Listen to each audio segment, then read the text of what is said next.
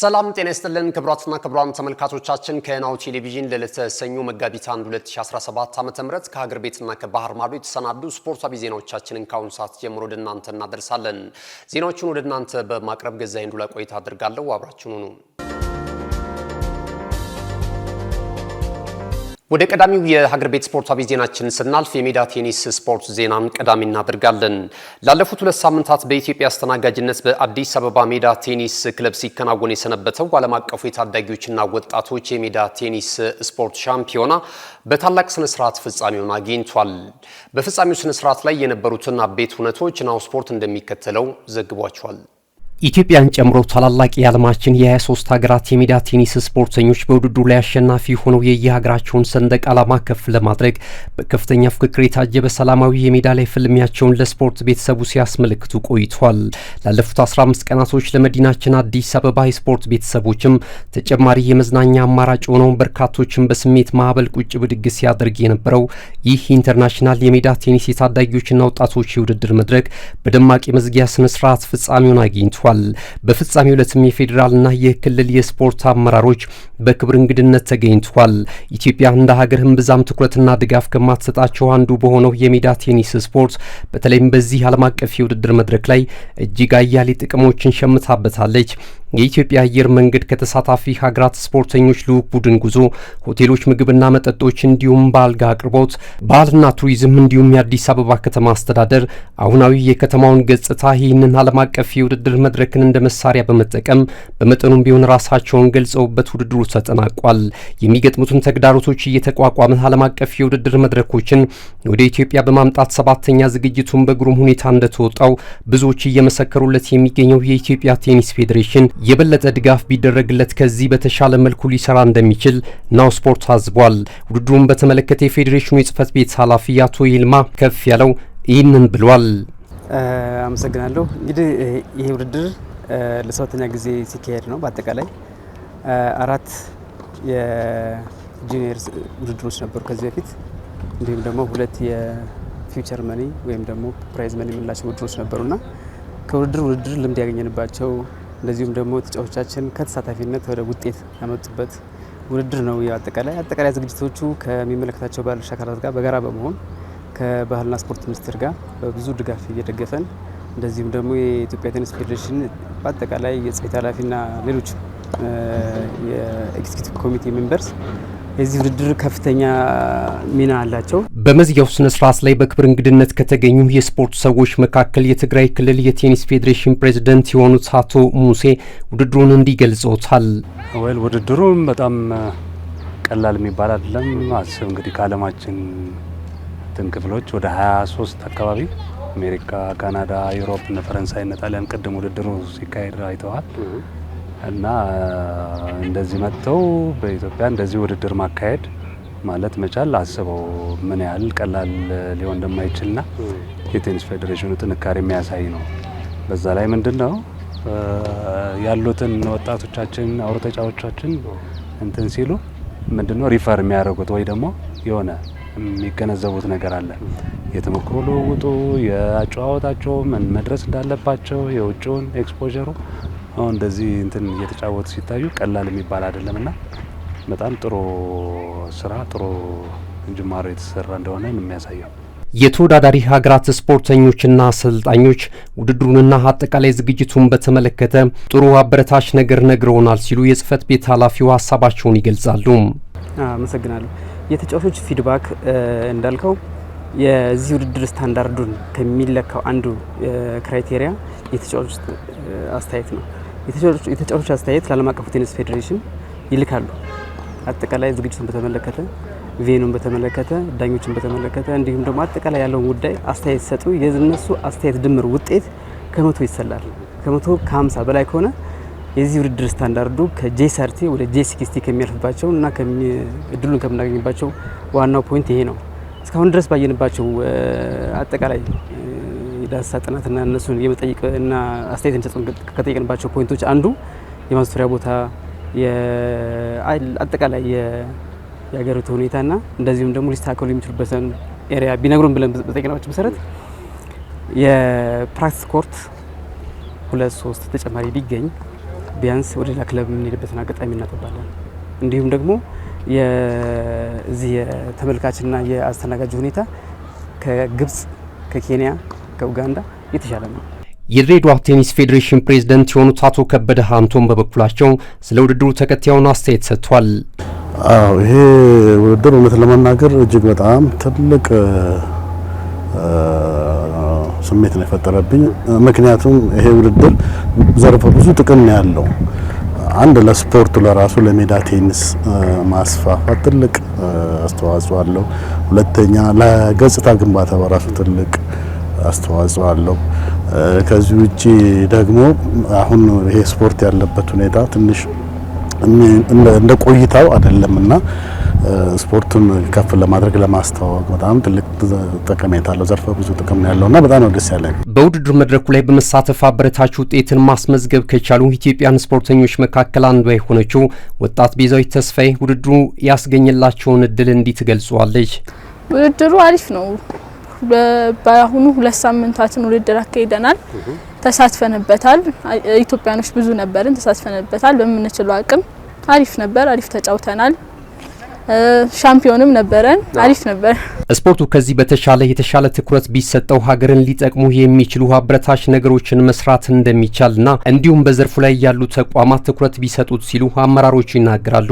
ትክክል ነው በጣም ይሄ ሁላችንም እንትን የሚፈጥርብን ትኩረት በጣም ቴኒስ ሲባል ሁሉም ከክልልም ስንመጣ እንዲሁ አዲስ አበባም ቴኒስ አለ እንደ አይነት ነገር ኦር ቴኒስ የሚያውቅ እንኳን ከሆነ የሆነ የዚህ አይነት ማህበረሰብ ወይ ደግሞ በሀብት በምናምን አይነት ነገር የሚሉት አለና ብዙ ጊዜ ትኩረት አይሰጠውም። ተጫዋቾቻችን ደግሞ ስታያቸው እንዲሁ በፕሮጀክት ተይዞ ምናምን ሳይሆን እንዲሁ ካለው ፍቅር አንዴ ከተነካካ ደግሞ የቴኒስ ከሌሎች ስፖርት ለየት የሚያደርገው ፍቅሩ ኃይለኛ ነውና በዛ ተነካክቶ የሚያድጉ ናቸው። ግን ሁሌ ትኩረት ከሌለው የሆነ መዳረሻ የመጨረሻ የት ነው የሚል ነገር ተጫዋቾቹም የላቸውም። እንዲሁ ለፍቅር ብቻ እየተጫወት የትም አያዛልቅም፣ የትም ደግሞ አያደርስም። ልክ የዚህ አይነት ነገር ሲመጣ ግን በዚህ እድሜ ኢማጂን እንግዲህ አንደር ኤጅ ናቸው እነዚህ የምታያቸው ከአውሮፓ ከአሜሪካ መጥተው እንደዚህ ሲጫወቱ እንዴ ለካ እንትን መፍጠር እችላለሁ፣ ለካ እኔም ከበረታሁ መሄድ እችላለሁ፣ ለካ እኔም ከጠነከርኩ እንደዚህ መጫወት ማግኘት እችላለሁ የሚለውን ነገር በጣም ነው አይን የሚገልጸውና በጣም ጥሩ ጅማሮ እንትን የተደረገው። ስለዚህ ለወጣቶቻችን በጣም አሪፍ መንገድ የሚከፍት ነው። አሁን ስፖርት እንደ ስፖርት ሁሉም ስፖርት አንድ አይነት ዓላማ ነው ያለው። አንድ አይነት ዓላማ ስላለው ሁሉንም በእኩልነት አትሊስት እንደ እግር ኳሱም ባይሆን አትሊስት በተወሰነ ደረጃ ሌሎችን ስፖርቶች እንትን ማድረግ ያስፈልጋል። ለነሱም በጀትም ይሁን መደረግ ያለባቸው ነገሮች መደረግ አለባቸው በሁሉም በሚመለከታቸው ባለድርሻ አካላት። አሁን ብዙ ትኩረት እንደተባለው እግር ኳስና ምናልባት ከበዛ አንዳንዱ እንደየክልሉ ቢለያይም ሌሎች 1 2 3 ስፖርቶች ላይ ሌሎቹ ስፖርቶች ግን ያን ያህል ትኩረት ስለሌላቸው ምናልባት እየሞቱ የሚሄዱበት ሁኔታ ነው ያለውና ያ መሻሻል አለበት። ሌሎችም ስፖርቶች ትኩረት አግኝተው ሌሎችም ስፖርቶች በያሉበት እንቅስቃሴ እንዲደረግባቸው ማድረግ ያስፈልጋል። በኢትዮጵያ ቴኒስ ፌዴሬሽንና በአብደላ ነደይም የስፖርት ኢቨንት ኦርጋናይዘር አስተባባሪነት ሲካሄድ የነበረው ዓለም አቀፉ የታዳጊዎችና ወጣቶች የሜዳ ቴኒስ ሻምፒዮናም በደማቅ ስነ ስርዓት ፍጻሜውን አግኝቷል። ወደ ሌላኛው የሀገር ቤት ስፖርታዊ ዜናችን ስናልፍ ደግሞ የኢትዮጵያ ብሔራዊ ቡድን እናገኛለን። የኢትዮጵያ ብሔራዊ ቡድን ለ2026ቱ የዓለም እግር ኳስ ዋንጫ የውድድር መድረክ ለማለፍ የቅድመ ማጣሪያ ምድብ ጨዋታውን እያከናወነ እንደሚገኝ ይታወቃል። ቀጣይ የምድብ 5ኛና 6ኛ ጨዋታዎቹን ደግሞ መጋቢት 12ና 15 ከጅቡቲና ከግብጽ ብሔራዊ ቡድን ጋር የሚያከናውን ይሆናል። ለዚህ ጨዋታ ሲባልም የብሔራዊ ቡድን ዋና አሰልጣኝ መሳይ ተፈሪ ለ24 ተጫዋቾች ጥሪ አቅርበዋል። በ2026 በአሜሪካን በሜክሲኮና ካናዳ በጣምራ በሚሰናዳው በ23ኛው የዓለም እግር ኳስ ዋንጫ የውድድር መድረክ ላይ ተሳታፊ ለመሆን የቅድመ ማጣሪያ ምድብ ጨዋታውን እያከናወነ የሚገኘው የኢትዮጵያ ብሔራዊ ቡድን የምድብ 5ኛና 6ኛ ጨዋታውን ለማከናወን የሚያስችለውን ለ24 ተጫዋቾች ጥሪ አቅርቧል። የብሔራዊ ቡድኑ አሰልጣኝ መሳይ ተፈሪ ለ24 ተጫዋቾች ጥሪ ያቀረቡ ሲሆን በዚህም መሰረት ግብ ጠባቂዎች ሰይድ ሀብታሙ፣ አቡበከር ኑራና ቢኒያም ገነት ሆኗል።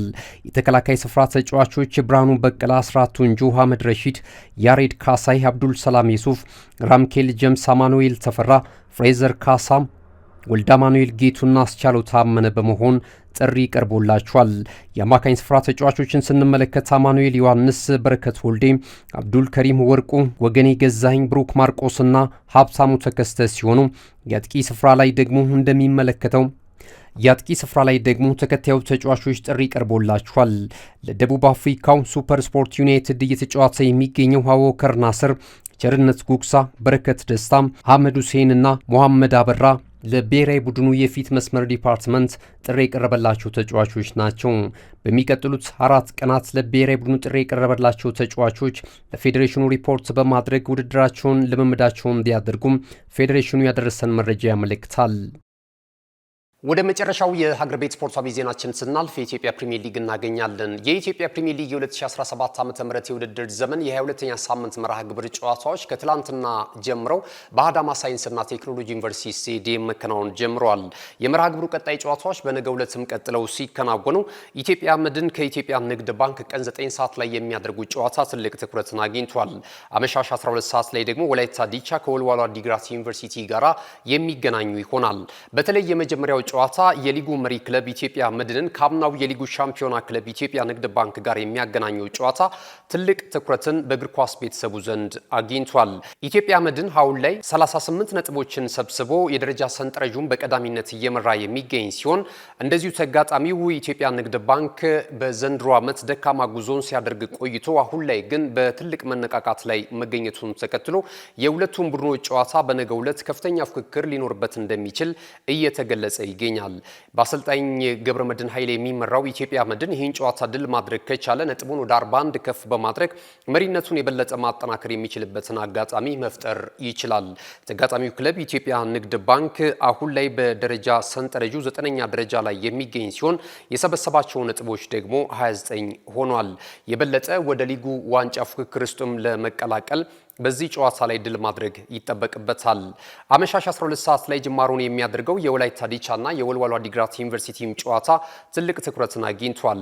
በአሰልጣኝ ያሬድ ገመቹ የሚመሩት የጦና ንቦቹ ወላይታ ዲቻዎች ከወልዋሎ ዓዲግራት ዩኒቨርሲቲ ጋር የሚያደርጉት ጨዋታ በአንጻራዊነት ቅድመ የማሸነፍ ግምትም አግኝቷል።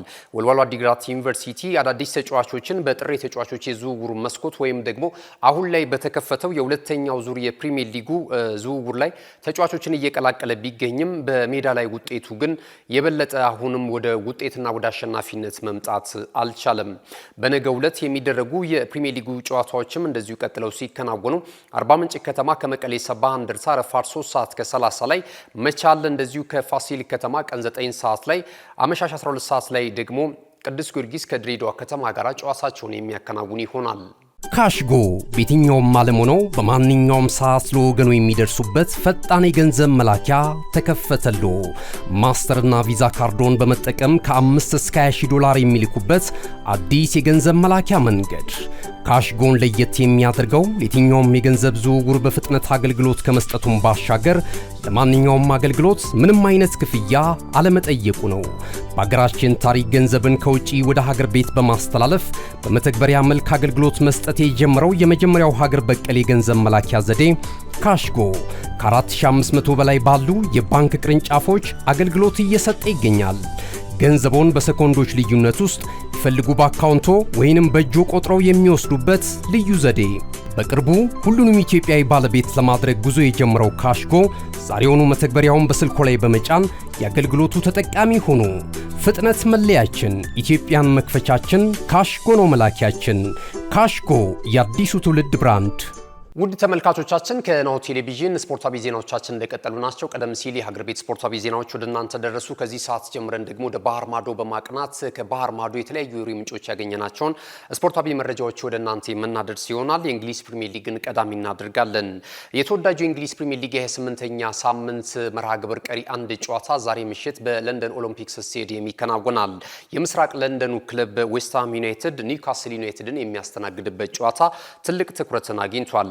ኒውካስል ዩናይትድ አሁን ላይ በቀጣይ በአውሮፓ ቻምፒየንስ ሊግ የውድድር መድረክ ተሳትፎ የሚያገኝበትን ጥረት እያደረገ ሲገኝ ዌስትሃም ዩናይትድ የወራይ ስጋቱን የበለጠ ለመክፈፍ በዚህ ጨዋታ ላይ ወደ አሸናፊነት መምጣት ይጠበቅበታል።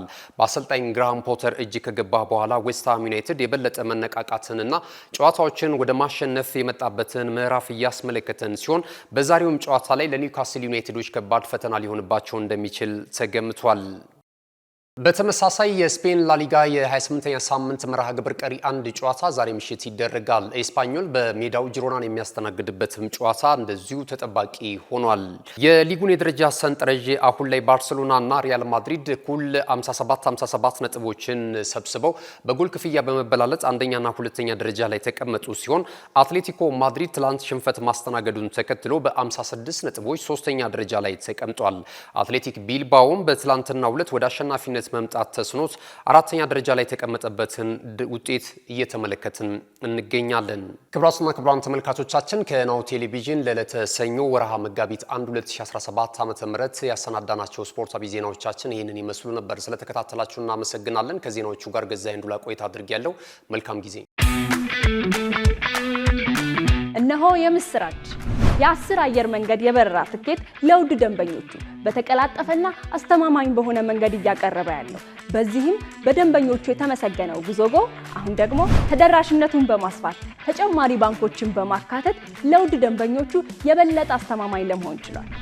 የጉዞጎን አፕሊኬሽን ከአፕ ስቶር ወይም ከፕላይ ስቶር በማውረድ የመነሻና የመድረሻ ከተማዎትን መርጠው ዋጋ አወዳድረው የሀገር ውስጥም ሆነ ዓለም አቀፍ በረራ ማድረግ ካሰቡ የበረራ ትኬቶን ክፍያ በአቅራቢያው በሚገኙ ባንኮች አንድም በአካል በመሄድ ወይም በኦንላይን የክፍያ አማራጮች ክፍያዎትን በመፈጸም የበረራ ትኬቶን በእጅ ያስገቡ። ከዚህም በተጨማሪ እንደ ሁሉ ጊዜው ወደ ጉዞጎ የጥሪ ማዕከላችን 7473 በመደወል ከሙሉ የበረራ መረጃ ጋር የ24 ሰዓት የትኬት አገልግሎት ማግኘት እንደሚችሉ ስናበስሮ በታላቅ ደስታ ነው። ለበረራዎ ጉዞጎ።